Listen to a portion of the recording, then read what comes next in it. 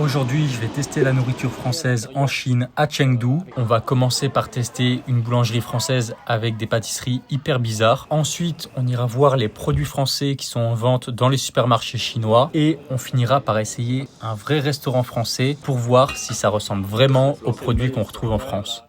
On va manger le petit déjeuner à la boulangerie chez Bon Appétit. Ça a un nom français, donc je pense qu'il y aura pas mal de pâtisseries et de desserts français. Et avant même d'entrer dans le magasin, il vient de me donner un petit amuse-bouche pour essayer et pour voir si ça me plaît. Honnêtement, j'aime pas trop, mais faut essayer et on va voir ce que ça donne. Donc là, je viens d'entrer et il y a énormément de choix. Alors là, regardez-moi la taille du pain, c'est énorme. Ici en fait on se sert, on a un plateau et dans la vitrine on peut prendre les articles qui nous intéressent et on fait son plateau tout seul. On va essayer les classiques mais on va aussi essayer des trucs qu'on retrouve qu'ici qu'en Chine. Donc là on va commencer avec le pain au chocolat et le croissant. Ah, regarde, Jaga.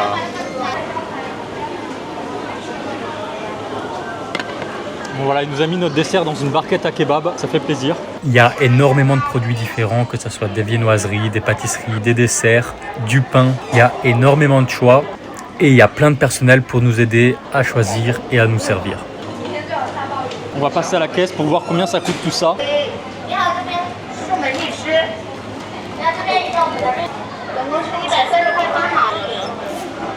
Bon voilà, on en a eu pour 130 yuan, ça fait à peu près 16 €.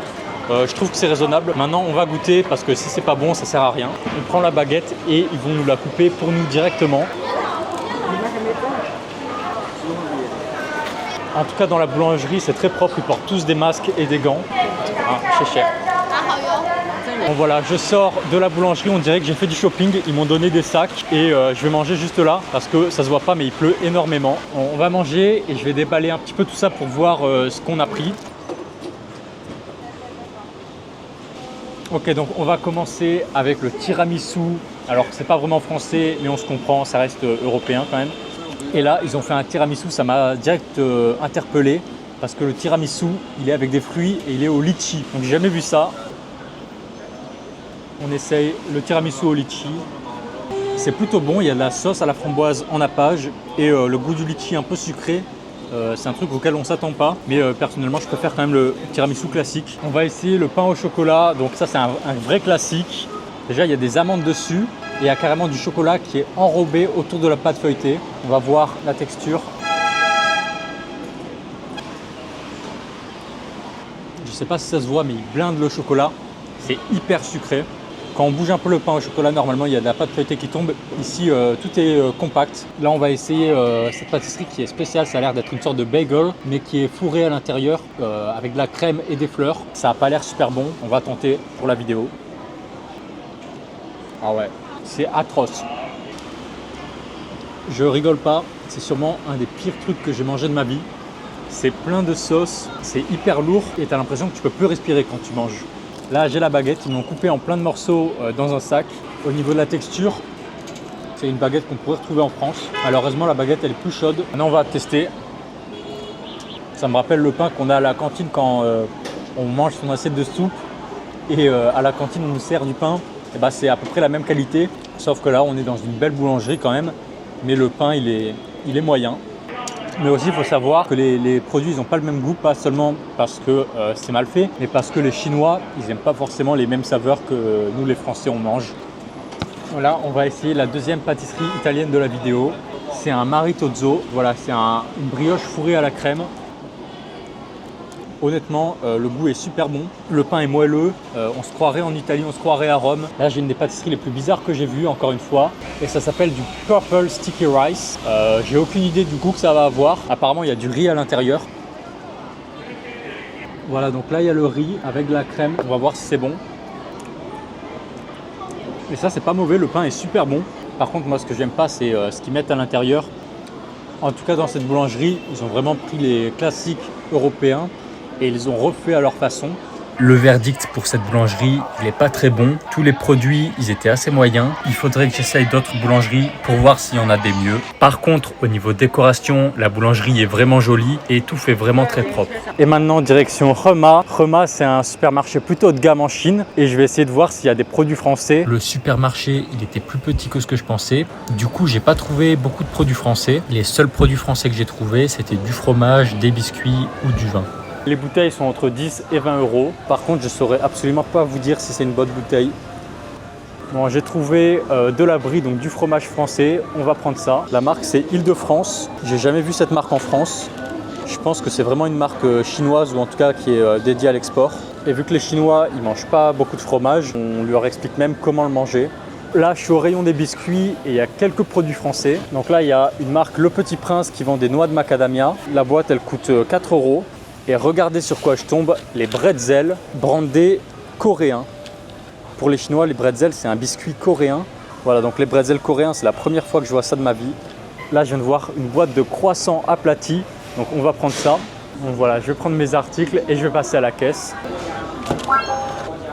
Donc la boîte de croissants, ça coûte 2 euros.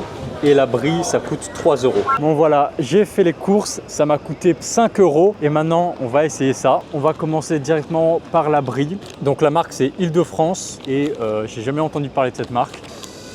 Et la brie, elle est directement conservée dans des mini sachets. Et c'est des portions individuelles. Et à l'intérieur du paquet, il n'y a que 3 fromages. Donc je trouve que c'est plutôt cher. Ça fait 1 euro pour chaque fromage. La brie, on dirait que c'est du caoutchouc. Regardez-moi ça. Elle a vraiment une allure spéciale.